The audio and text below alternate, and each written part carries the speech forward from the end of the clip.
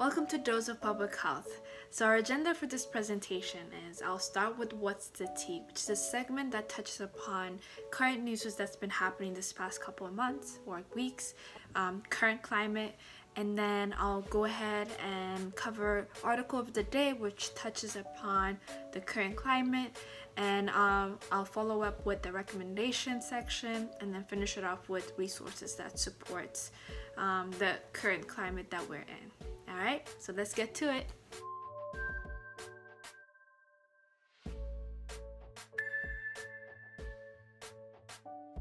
So what's the tea? Usually during this segment, I bring in new news, but this time around, there isn't any new tea because history is repeating itself over and over and over again.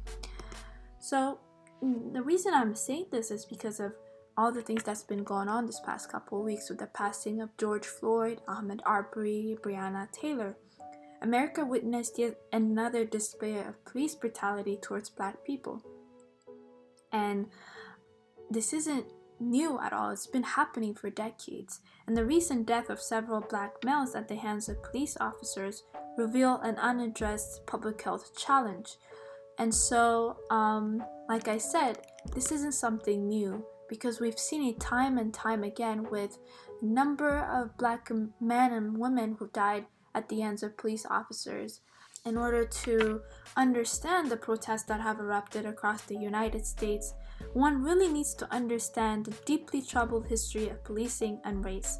And police brutality, racial discrimination, and violence against minorities are all intertwined and rooted throughout the U.S. history. So as much as I'd love to cover that, it does require a lot of time to cover a lot of it, to understand how the past, in terms of the structural racism, has worked, what that looked like, to understand the current time and place that we're in with police brutality. So the only thing that has changed though during the time that we live is the advancement of technology. Technology has made it possible for the level and extent, of the problem to finally be publicly documented. So we can argue that police brutality is a social determinant of health, but although it hasn't been given sufficient attention in the public health community, that is because to date there is little empirical work that links police brutality to poor health among the population who have been disproportionately affected by police violence. So what I want to do is to talk to y'all about how police brutality impacts Black people's health from this article titled Police Brutality and Black Health, Setting the Agenda for Public Health Scholars. I do like to think that we all of us really practice public health to a certain degree, and I hope that we use this article as an understanding of, to which level police brutality impacts Black people in the communities. So the purpose of this article is to investigate the links between police brutality and poor health outcomes among Blacks. There are 4 intersecting mechanisms through which police brutality is linked to excess morbidity among Blacks at both the individual and community levels. So let's start with the first one. The first one is one of the direct pathway between police brutality and health is through injury leading to death. So the use of force, unnecessary or unjustifiable force by police officers is increasing population-specific mortality rates. And this is, death by legal intervention, which is defined as the killing of a person by law enforcement officer or other peace officer with specific level authority to use deadly force acting in the line of duty, excluding legal execution, which a lot of time passes as, and I quote, justifiable homicide, which is why a lot of police officers don't get held accountable for their unjustifiable action. So death by legal intervention is the third leading cause of violence-related death among African Americans. And in 2019, police killed 1,099 people, and Black people were 24% of those killed. And then you might be familiar with this specific data, but black males are 3 times more likely than white men to die during an encounter with cops. I hope that this kind of paints the picture for you what the disparity looks like when it comes to police violence. And the second one is how adverse physiological responses increases morbidity. So each episode of police brutality has an emotional and physiological effects on individuals and communities. Experiencing or witnessing police brutality, hearing stories of friends who have experienced brutality and having to worry about becoming a victim are all stressors. When faced with a threat, what happens to the body is the body produces hormones and other signals that turn on the systems in your body that are necessary for survival in the short term.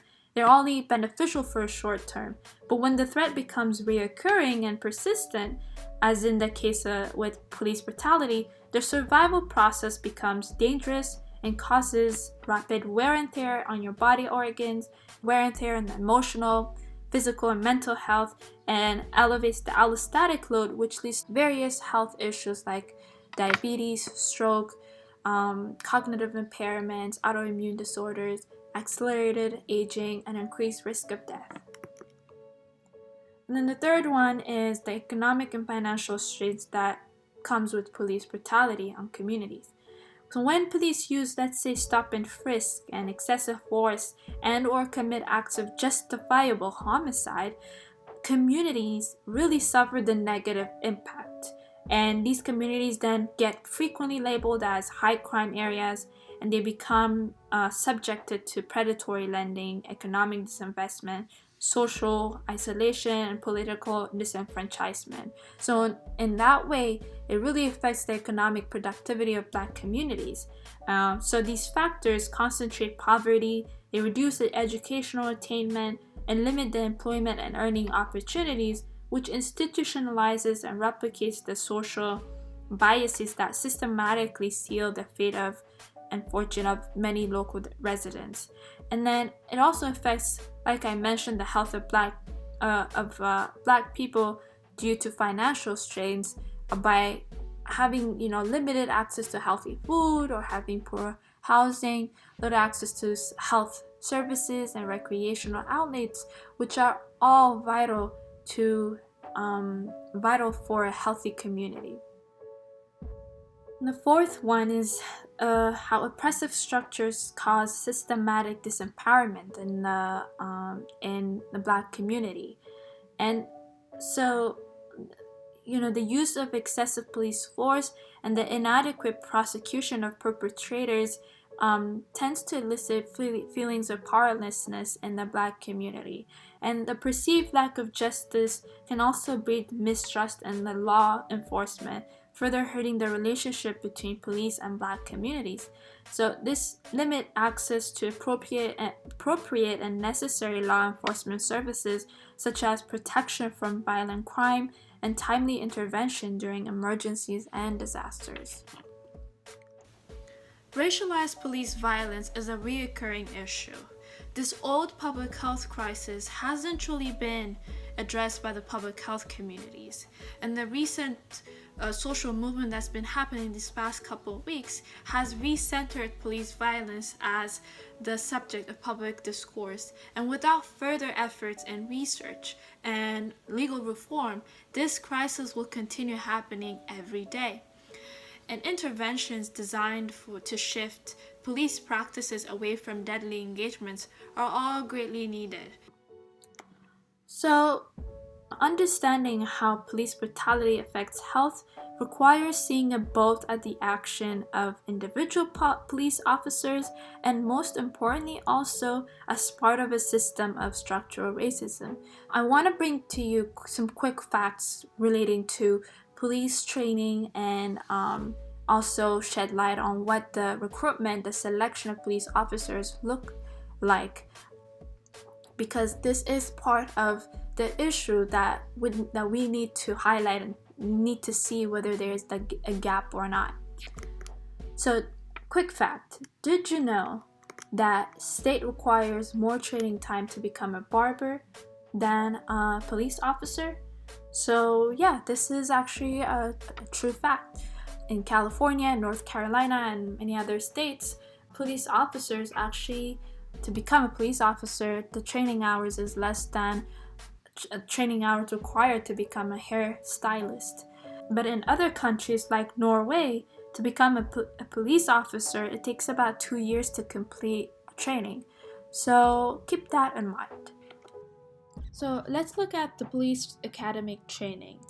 So this is a table breaking down the subject areas and the basic training programs and the amount of hours they spend on it. You can see that there's a significant amount of hours allocated on weapons, defensive tactics, and use of force, with a total of 168 hours. Whereas if you see under self-improvement, while they spend less hours in general under these training areas, they do spend more time on health and physical fitness compared to the other sections like ethics, communication, professionalism, or stress prevention management, which are all vital and appropriate engagement with communities. So here, we have a breakdown of community policing subject areas in their basic training programs.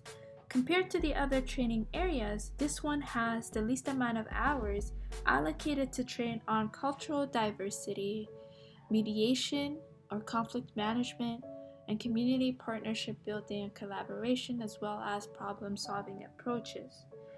Now, as you can see, that there is a lot of attention on the use of force and defensive tactics in their training programs, which is understandable because they are police officers and they do put their lives on the line. But there is a lack of equal amount of attention in other parts of the training components, such as training on implicit bias or community interactions that can help with de-escalating situations and improve community relations. So an intensive and sustained training regime is needed to help police officers learn the behaviors and skills needed to interact appropriately with communities in a way that protects and preserves lives. So, recruitment is one mechanism by which police departments can try to implement system-wide changes. Currently, the selection process involves police officers required to pass a written and physical fitness test as part of the assessment process, a comprehensive medical and psychological exam, as well as a polygraph test under the gauntlet phase is also another requirement. A couple of solutions to improve recruitment process is to require current and prospective police officers to undergo mandatory implicit racial bias testing, including testing for bias in should or don't should decision making, to develop a clear policy for considering an officer's level of racial bias in the hiring process. Our recommendations is: first, police brutality is highly preventable. And a primary challenge in addressing or understanding the impact of police brutality on health is the lack of data. So first, there needs better and more comprehensive data about the killings and violent force to make better policy-oriented decisions. So far, they do track the number of arrests, but data on the number of killings and violent force still lacks. So these are really important to make better policy-oriented decisions. Also, data about the threshold law enforcement officers employ when deciding when and how to use violent force against a citizen. What is it that they refer to? Or is there a number? A lot of times police acts on if they feel like they are in danger, but there seems to lack a clear guideline on when they should use force, especially in the case when a civilian is unarmed. And then second, we have stop and risk stand your ground laws need to be repealed and reevaluated because they tend to lead to racial profiling and cause a lot of other problems. Federal, state, and local government should invest in addressing root causes of instability among Black communities. One of the ways to address the instabilities Black communities face is by making sure to invest in neighborhood resources, distributing funds from law enforcement into communities to have community centers or after-school programs or mental health programs which can help support the health and livelihood of communities of colors and also reduce the numbers of police brutality. The idea here is to focus on empowering communities. And lastly, there needs to be reform in police training and also in the selection and recruitment process. So as behavior analysts, we can help address this public health challenge by assessing the criteria of training tests and recruitment requirements. We can also look into evaluating the restraint methods. What are the procedures they follow and how effective is it? We can also assess training types and effectiveness. What do the trainings they undergo look like and how effective is it in the real world? Evaluating decision-making models. This can be vital for mediation, de-escalating and minimizing use of force, or conflict management, encouraging procedural justice. Or conduct a discrimination training. In this case, ABA can help with training police officers when and what to do certain things at specific times, given the situation or environment they are in. And lastly, emphasizing the importance for police officers to build relationship with community members and focusing more on community interactions and relationship-based policing. And here are some organizations that are fighting for racial justice. These are just a few of them that are listed, and there are amazing ones out there as well. And please make sure to check them out and support the cause for fighting for racial justice. So there you have it. I hope this presentation has inspired you to be part of the ongoing conversation and to think of ways we can tackle this public health issue. No matter which field you're in, is that we have the knowledge and the tools to be part of a convergent research and find solutions to fight for social justice. So thank you so much for tuning in. Find out the actions you can take and tell us where you're willing to commit using behavioral science to help be part of the solution.